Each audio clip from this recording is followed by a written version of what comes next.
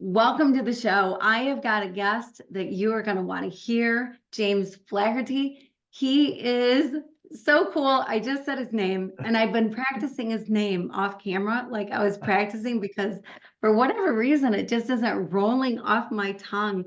But anyway, James is an author. He's done so many things in his life. He lived in Argentina for a while. He graduated from Michigan State University, which is an hour away from me. Go green, go white. And just has had a lifetime of living, a lifetime of living. And he has this new book out that we're going to talk about. And I love your attitude, Jim. I love your writing. I love what you've done. And I'm so grateful. Thank you for being here. Welcome to the show.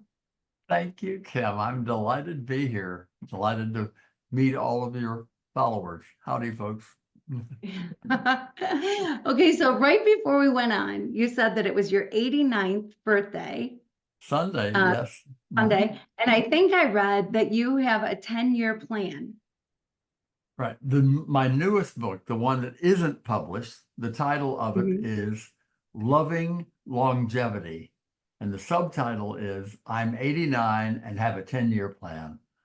And I love it. I love it. And I do. Yeah. Yeah, and you should. And you should. Yeah, age is an interesting thing that we're going to get into. But first, I want people to get to know you a little bit. So here you are. You went to Michigan State. You from Florida, right? Grew up in Florida. Yeah. Coral Gables, Florida, before air conditioning. You must understand that was a different planet. There were dinosaurs in the road, and I mean, I grew up. I am so you forget you can only get this information from your grandparents. There was no television either. I did not see a television until I was 15 years old. So life was. You grew up in a very, very different world. When I read all the news about all the problems in the high schools with the drugs and the teen pregnancies, and I think, good Lord, it wasn't even imaginable in the 50s. You have no idea how much our world has changed.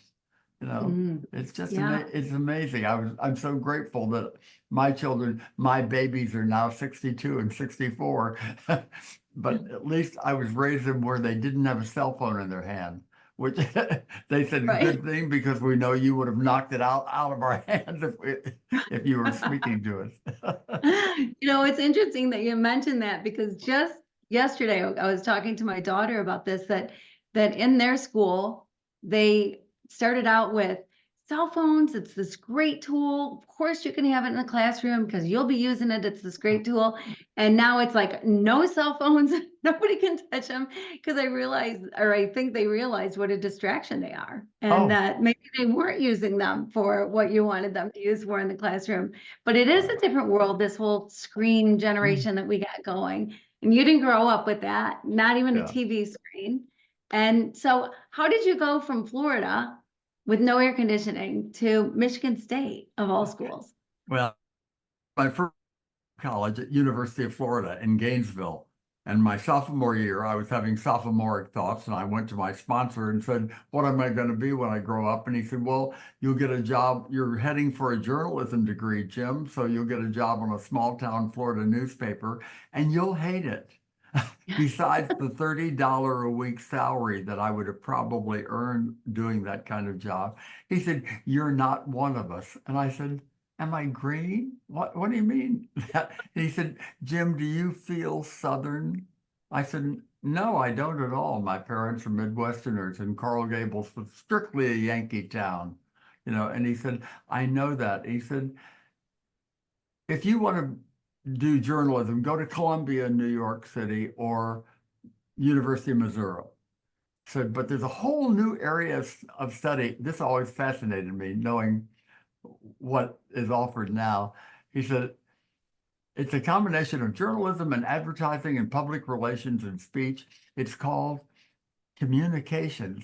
And I, thinking right now we're every roadside garage and chapel offers a degree in communications. Back then in 1955, when I was asking him that question, he said, only 2 schools in America offer a degree in communications, Colgate in New York State and Michigan State University. So I wrote Wow. MSU, told them I was a fairly good student, and I also played clarinet, cello, and I was a concert bassoonist. And Michigan State, like, because I didn't have 12 cents to my name. My father had died when I was a freshman in high school. And Mm. Michigan State gave me a full tuition scholarship because I was a concert bassoonist. So I'm the only person you know in the world who got through college playing bassoon. Yes, you are. Yes, indeed you are. And I think the first one for sure on the show. So yeah, that's not a story you hear that often. So how cool that Michigan State and that there were a couple schools that had the foresight to have a communications degree. So Yeah. you got this degree and right away out of college, you were making millions. Yeah, Oh, yeah. I came to New York City where I took home $200 a month after taxes. And I was living in New York City with no allowance from home. So I was not exactly living rich. I mean, every quarter counted. I would make a meatloaf and live off of it all week long. know, and guess what? It didn't hurt me. I mhm. loved the fact that I was on my own and working, and I got up every day, happy, just as happy as I could be, and went to work an hour to an hour and a half early. And I laughed, cut to 10 years later, no, let's make that 15 years later, and I'm in a corner office in New York as a creative director of a major advertising agency. I was a madman in New York, earning $150,000 a year. And I laughed. I thought, isn't it funny? I'm still coming to work an hour and a half early. It was built into me. I embraced a quote way back then, which I still believe in and still love. And when I'm mentoring younger groups, I want them to learn it and really live by it. Noel Coward, of all people, that English wit and wag, said, work is more fun than fun. And it is. I've had a lot of fun in my life, but I was always happy when the fun ended and I could get back to producing and creating and doing something worthwhile. Ah, I love that attitude and I love it because if you love what you do, it should be like that. Like every day's a Saturday, right? Like Absolutely, you might go on absolutely. vacation. Yeah, you might go on vacation to, regenerate a little bit, get a little R&R, but then it's And it's exciting and great. fun to be back at it. It's great. It really is. Yeah. And in my mid 40s, where I was well established and very safe in the advertising world, I jumped off that mountain and started a business I knew nothing about and gambled everything I had into it. I bought an abandoned stack of stone and created a country and conference center. And I worked 70 hours a week for 10 years to make it Mhm. happen. And it happened. It became nationally famous and it was wonderful and it still exists. And thank you, Jesus. I don't own it anymore. But it's called Troutbeck in Amenia, New York, where I live. Amenia, New York. We call it anemia or amnesia, but it is called Amenia, New York. It's 80 miles. I'm 80 miles due north of Manhattan in a very Mm. pretty part of America where New York, Connecticut, and Massachusetts all bump into one another. Oh, No, wow. Wow. Yeah, I bet it's absolutely beautiful. And what a transition from madman. I don't know if you had the liquor in the drawer and right, to I say that innkeeper. sounds fast. Yeah, I was Madman. The only difference, as I've told people, yes, the story of Madman on television, that was my story, except no one ever got drunk or there was no hanky panky in my office, ever, That's ever. good. That's good. Not even the Christmas party. No, That's good. Good to absolutely know. not. Not absolutely not. So you No. went from that to being An this innkeeper. business owner, starting this this business, you're doing, so you had a venue, conference center, you're probably doing weddings and all Oh, kinds of things. I've been Yes. married 213 times. Yeah. Well, I came from the same thing. I started a business, the same scenario. I bought a golf course and then started a banquet business, conference centers. And when I signed on the dotted line to sell the place, I was okay with that. Oh, I was okay with oh, because it is hours and hours and hours and hours and hours and hours. And I loved it. I loved it. I loved the brides. I loved everyone I got to work with and all the parties. And it was great. absolutely. But man, it's okay to not be It's doing it. exhausting. I've told people, and you've never really worked until you have playing a serious role in hospitality because it's 24/7. It never goes Yes. away. It's so true. It's so true. So be kind. Be Yeah. kind to the people that you meet in the Yes. restaurants and the banquets and Right. the whatever. Be I kind. am. Be kind. I am Yes. always Yeah, polite, I think, always gentle. Jim, I think that that's true. Like if people have worked in the industry, I think they tend to be better tippers. They tend to be Mm, kind. They tend to be mhm, more forgiving. And so, yeah, absolutely. everyone should work in the industry at some point in their life and then really appreciate what they got going. Yeah. So, but somewhere along the way, you also lived in Argentina. Yes, I accepted a job when I was 36 years old, and my children were 9 and 11, my two daughters, as creative director of J. Walter Thompson, which was at that time the largest advertising agency in the world. And the office in Buenos Aires, Argentina, was the largest advertising office in all of South America. So I moved the family 5,400 miles to Mm. live and work in another language. The kids went to the international school. It's called Escuela Lincoln, the Lincoln School, where half the day was an American principal, American academic courses, but then at noon whistle, the American principal would step back and the Argentine principal would step forward. The language would change and they would be in Argentine school till 4 o'clock, which I thought was great. And today, here it is many, many years later. As I told you, both daughters are in their young 60s now.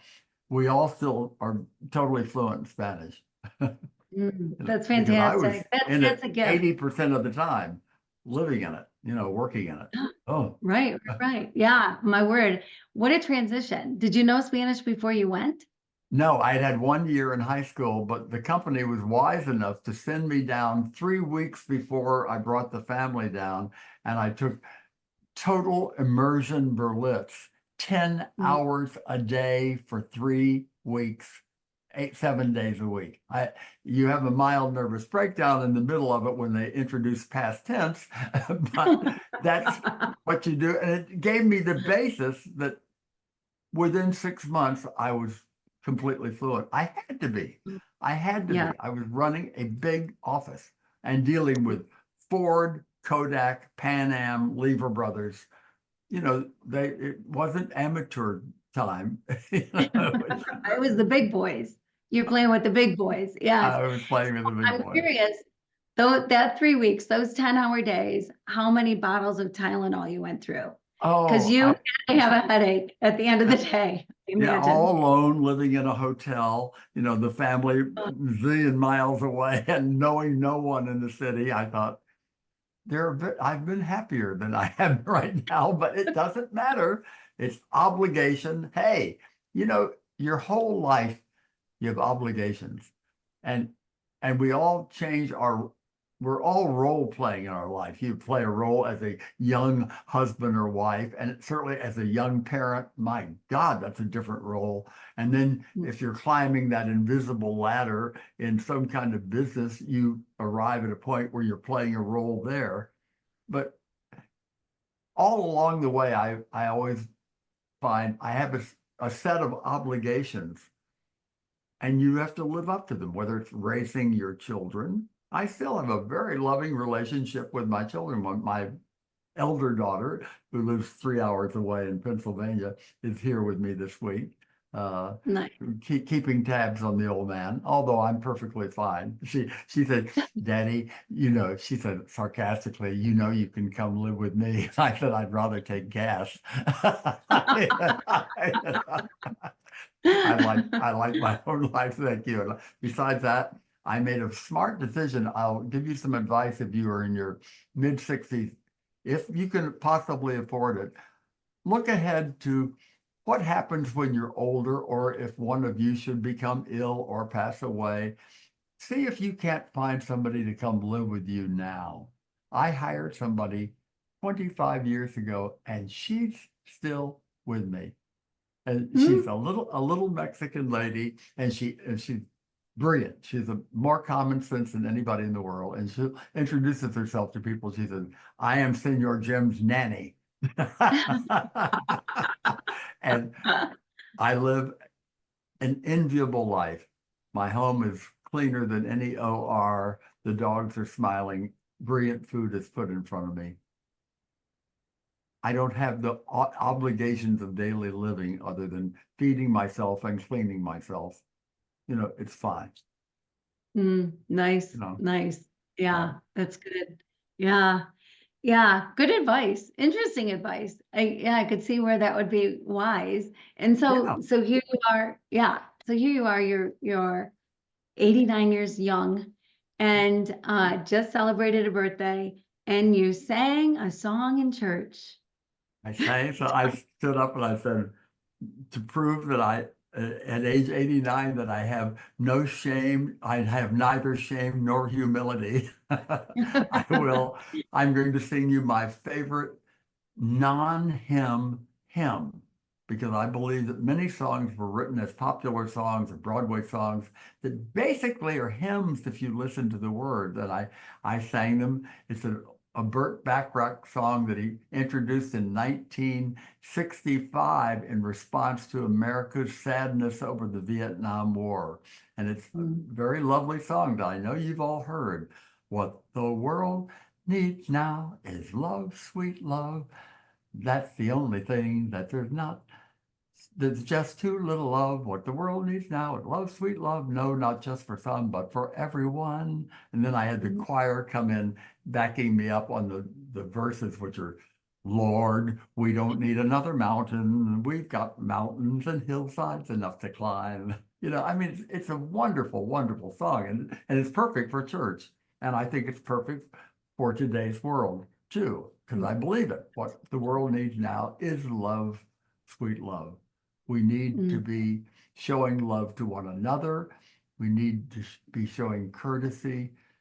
If we have time today, Kim, ask me about my version of the golden rule. I was raised with it, but I'll ask you right now. I'll ask you right now, but okay. let me just say this first is I lived a year figuring out the true meaning of love. Like I wanted to know what was the true meaning of love, and the stuff that I found out just blew my mind, rocked my world. And really it's our only job, like way back in Leviticus, it says love yourself and love everyone else. That's what we're supposed to do, right? That's In right. between, don't eat cooked animals and women sleep in tents, whatever.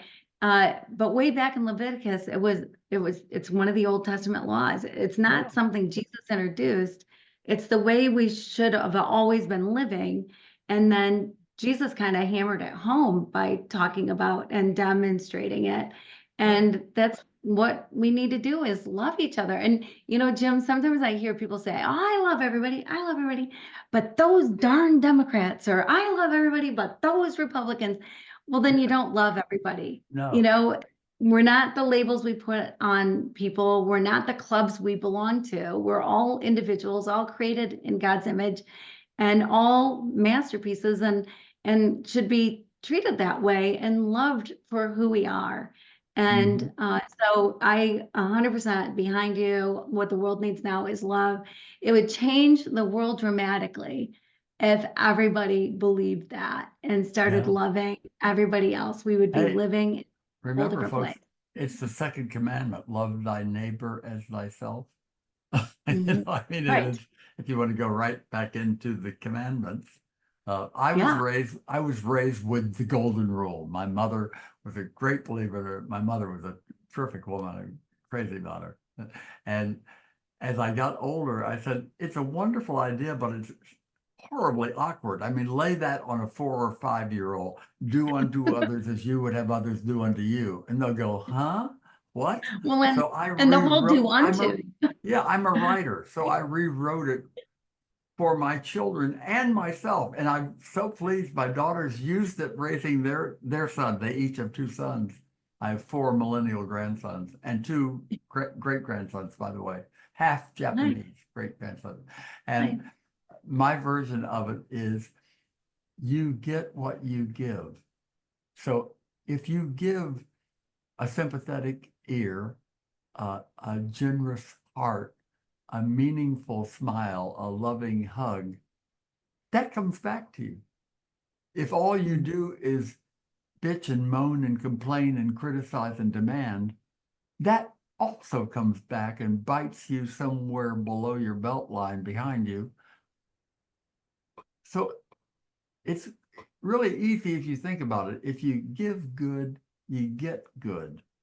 And I say to people, try it the next time a lady's checking out your groceries, which is not a job full of emotional perks, and say, aren't you nice putting all the frozen goods in one bag? And I appreciate that. And what a pretty day it is today.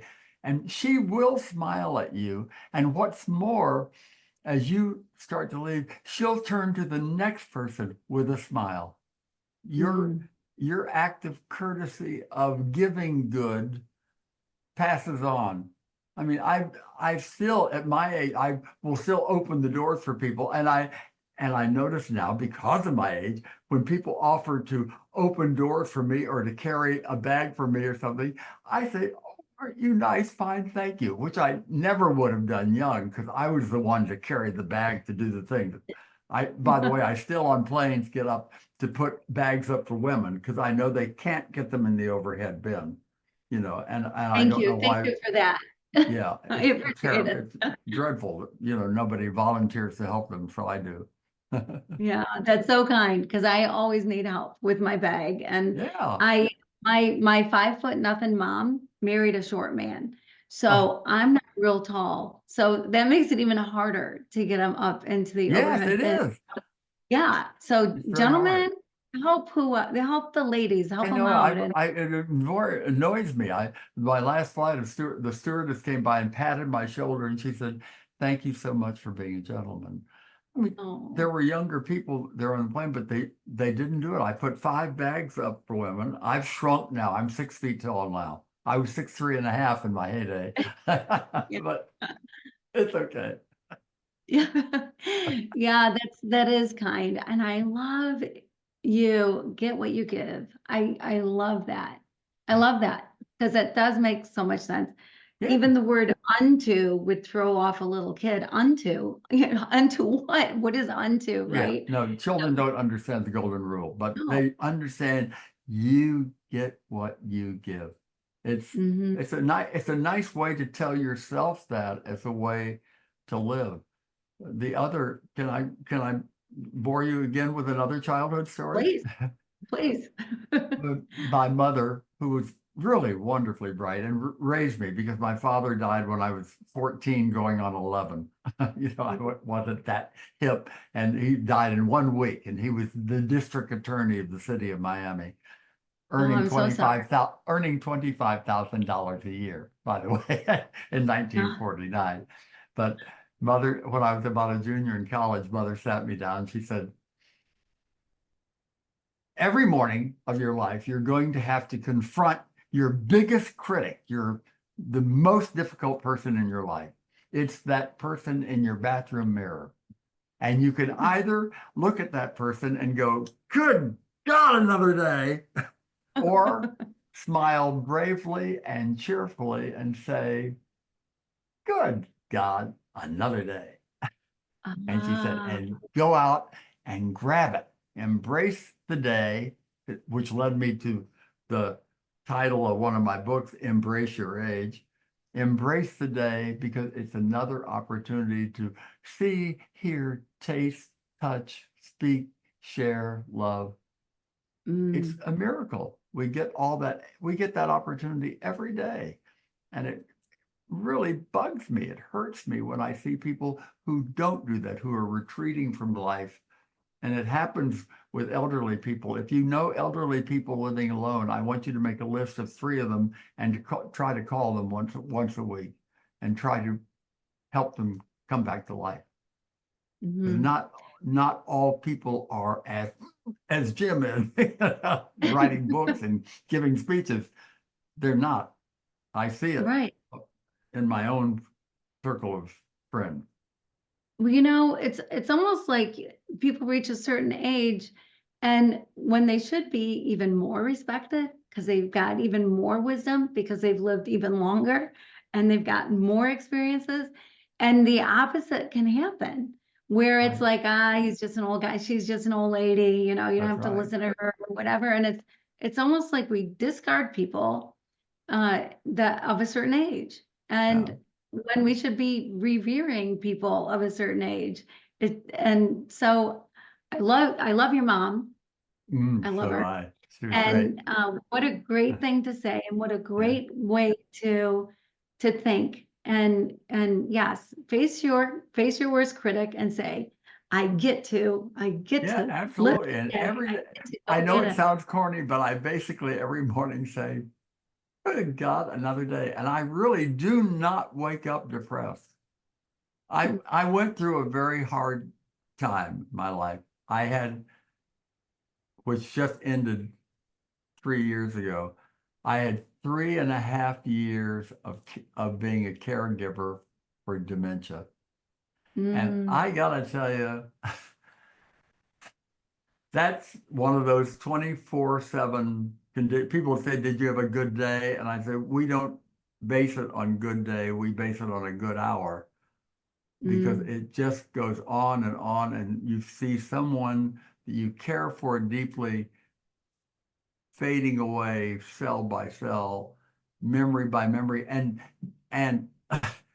what's so strange is when you're the caregiver for someone with dementia or Alzheimer's, which is, I think, even worse because they don't know you, but with dementia, it's much harder on the caregiver than the patient because in most cases, they don't know anything's wrong.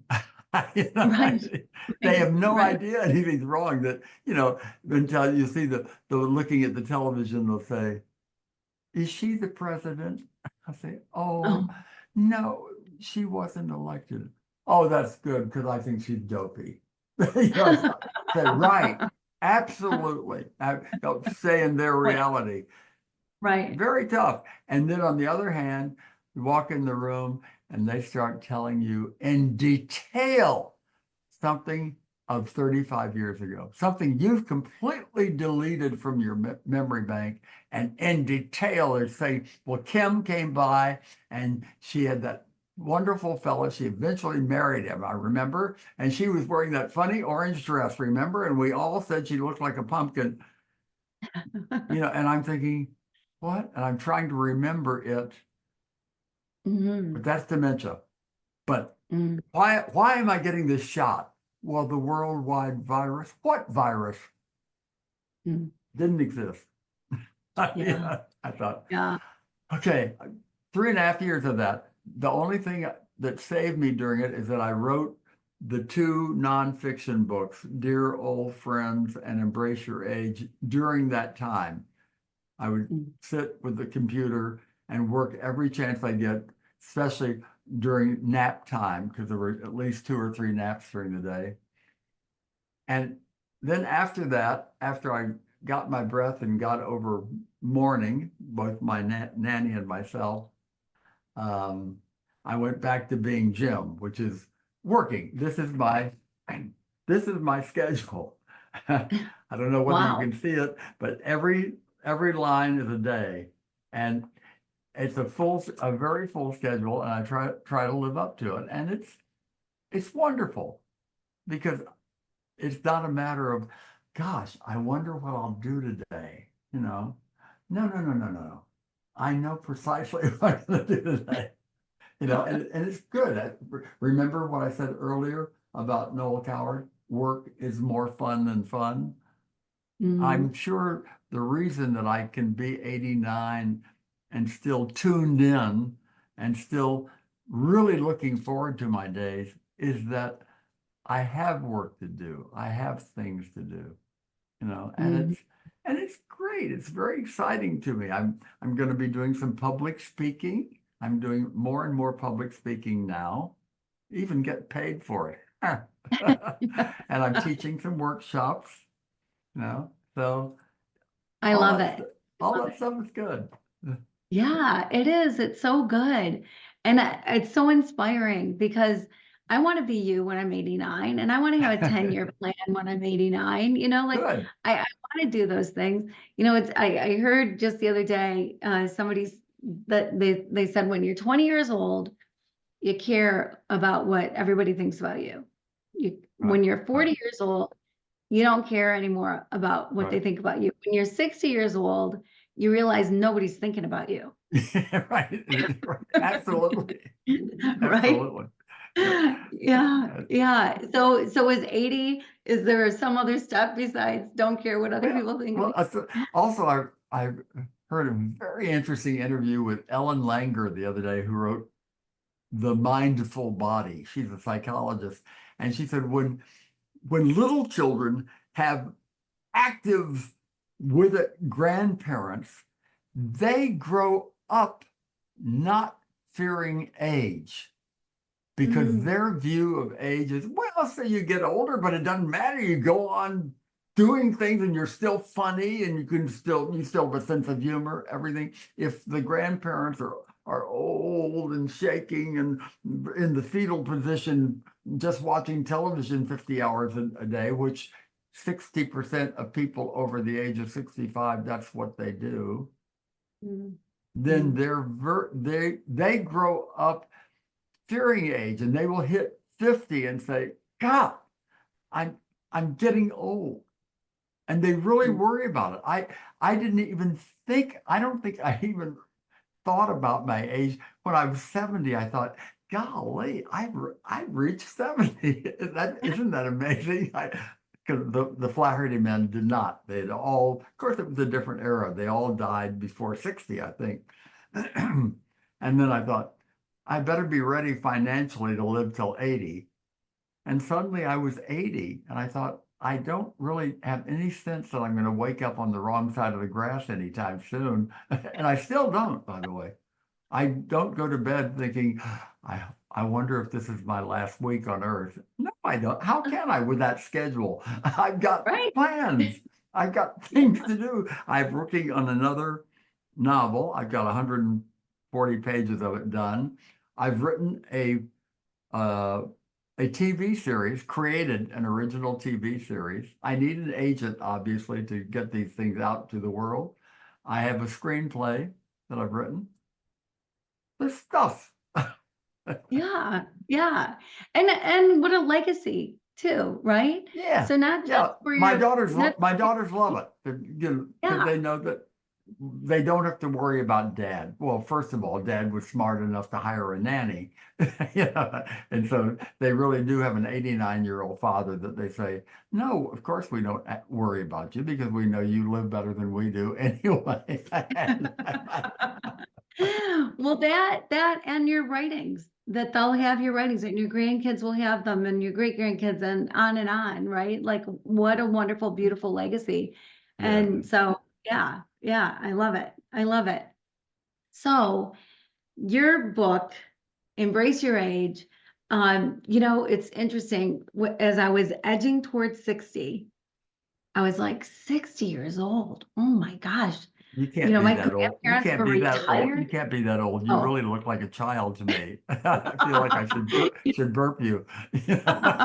You're very sweet, but I had a burp right before we started, so I'm okay. But so as I was approaching it, I'm 63, but as I was approaching 60, I just had this thought, and then it's like I went, well, wait, when I'm 60, I can wear anything I want.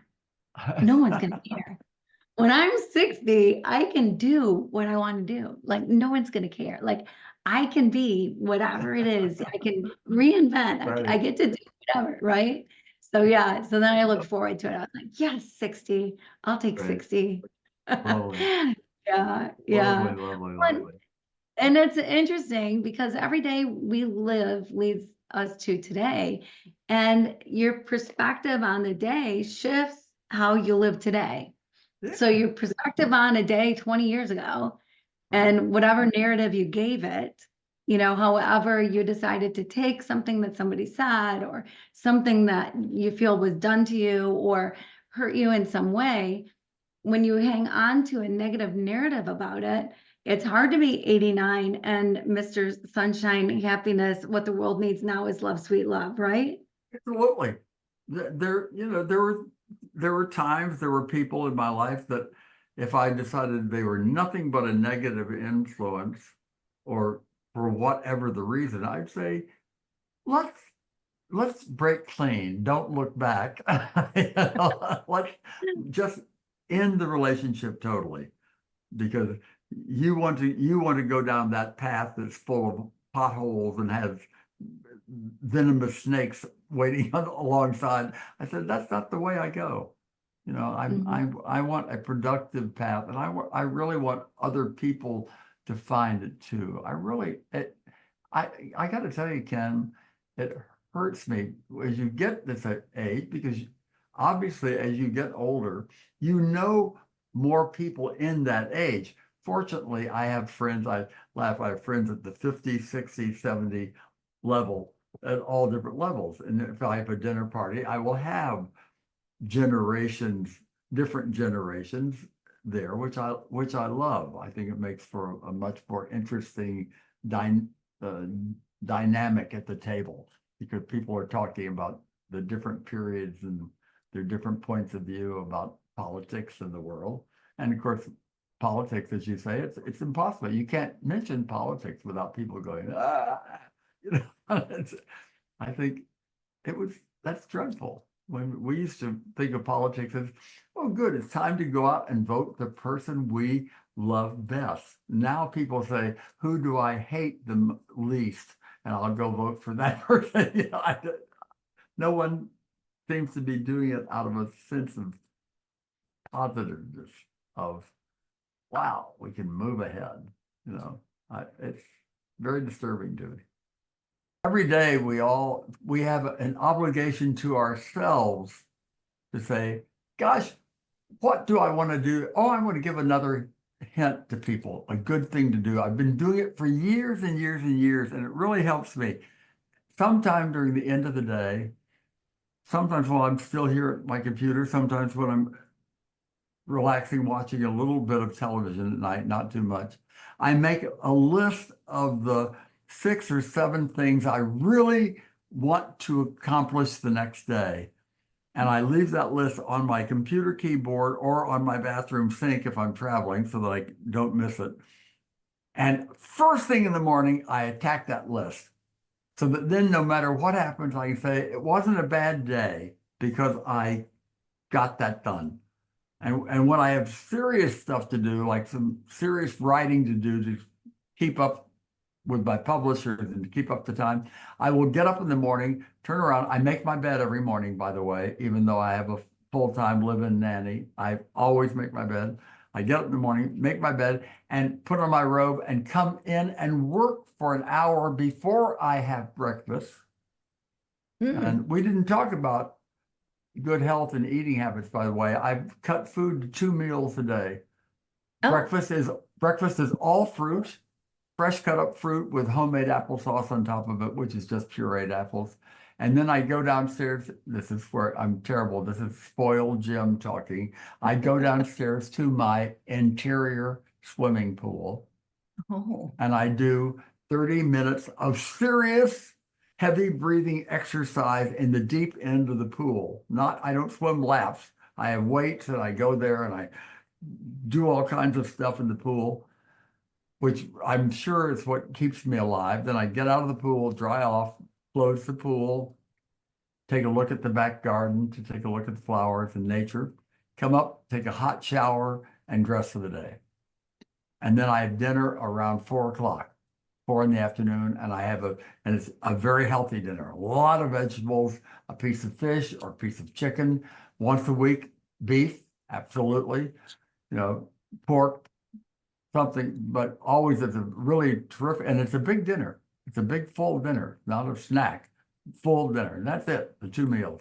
And that keeps my weight. I weigh 10 pounds less than I weighed at the end of basic training in the Army. So I know that that's a very, very healthy weight. I weigh 163, which is, Yeah, and you are a lean 6 foot tall man at 163. Yeah. yeah, Yeah. Well, it is interesting because I think, people, you don't need to eat as much when no, you're older, right? You're not no, growing, you're not whatever. And so, yeah, eating healthy can change your life because it absolutely. can change how you feel, can change your level of energy, can change how you feel about how you look. It can Yeah, change so much just to eat healthy. So I right. like your food No, plan. It's pretty and, good. and by the way, it's not like, oh, it's healthy vegetarian stuff. No, we keep the garlic industry alive, because it's very well spiced.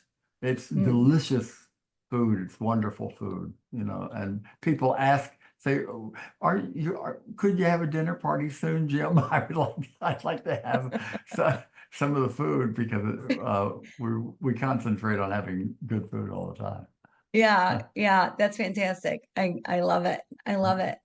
Yeah, so Jim, you've given us so much great information. And one thing that I heard years ago, I was listening to, I believe it was on Focus on the Family, Dr. Dobson's show way back when.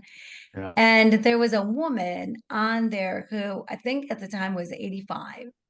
And Uh-huh. at 85 years old, she felt like that's it. She's 85 years. What is her use? Like, what can she do? And was depressed because she felt like she lived her life. Now she's 85, everything's kind of over for her. And it was recommended to her, and she took the recommendation to that somebody sat down with her and said, well, what can you physically do? Physically, what can you do? And she said, well, I can write. I can still like write a letter. And they suggested, well, how about writing to prisoners? How about writing letters to prisoners? And so Lovely. she sat down and started doing that, and she did it for years.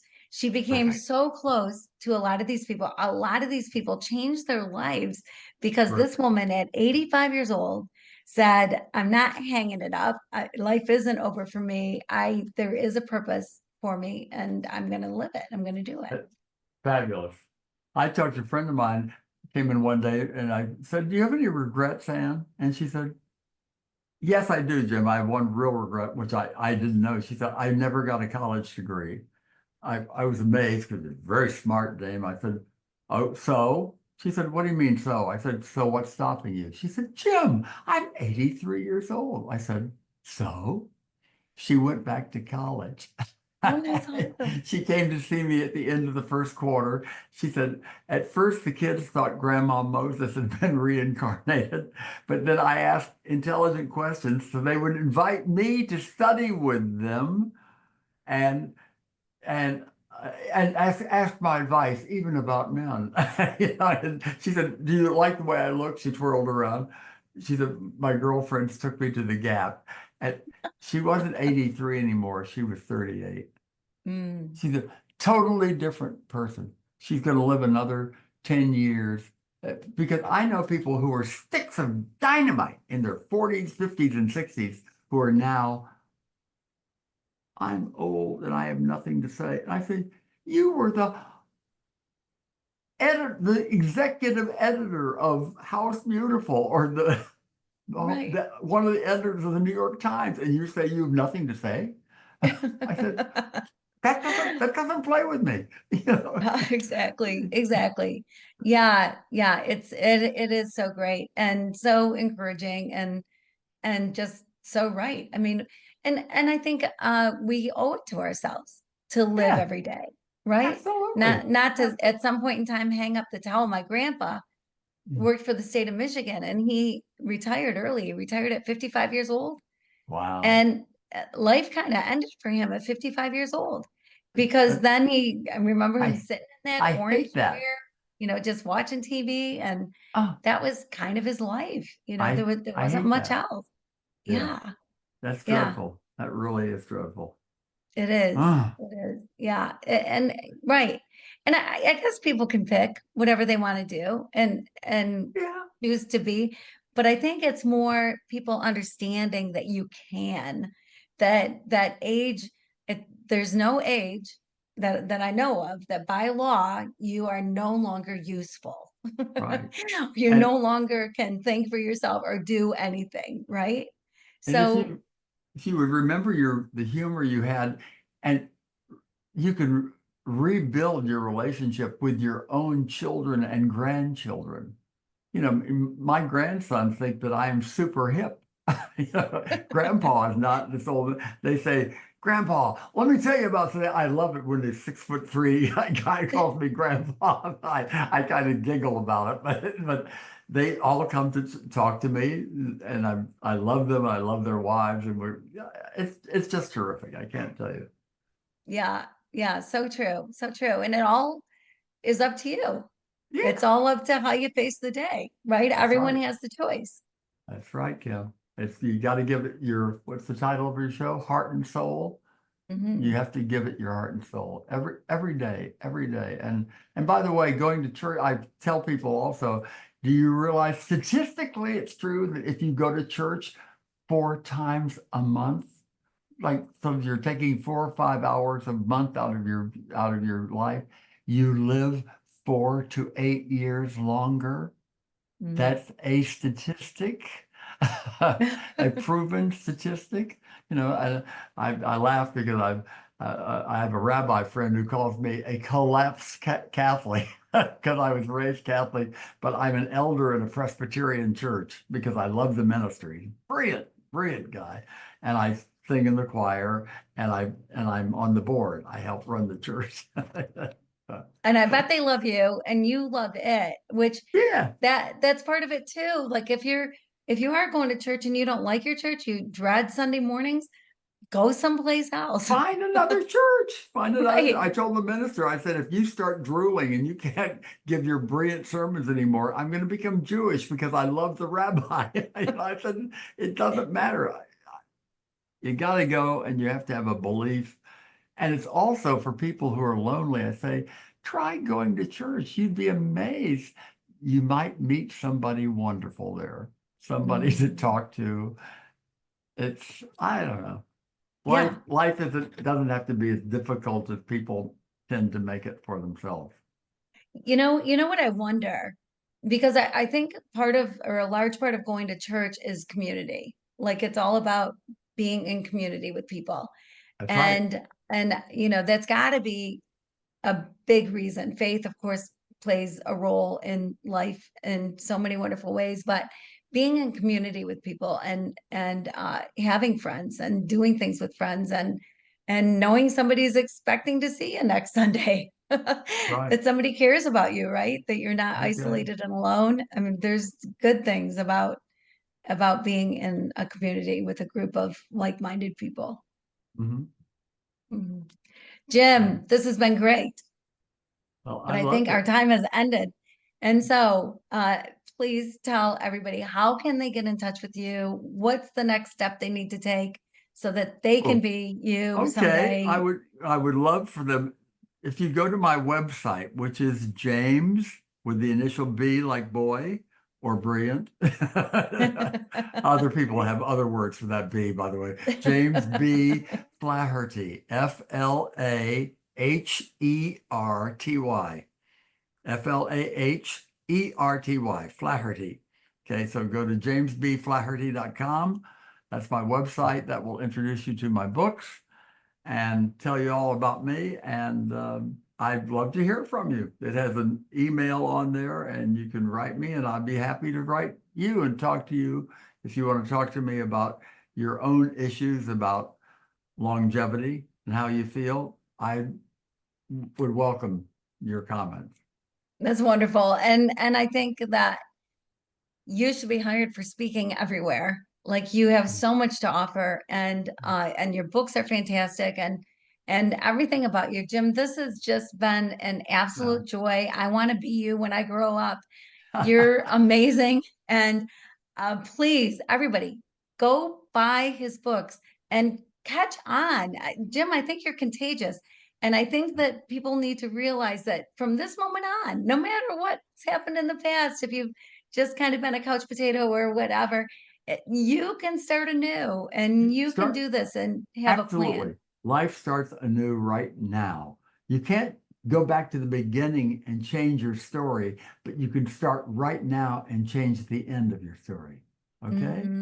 Really easy. Wow, that's so Okay. good. Yeah, Okay. so good. All right. Well, thank you again. Thank you again. I Thank hope we stay you. friends forever, Jim. And thank Yeah. you for joining us. And Anytime. until, yeah, thank you When so the new much. And book comes until, out, I'll write you because I'd love to, when the new book is ever finished and published, the one Loving Longevity, I will call you and we'll go on and talk about that. Okay. I love it. I love it. Good. Absolutely. Yes, Good. for sure. So Okay. thank you for joining us. And until next time, be blessed. Big kiss.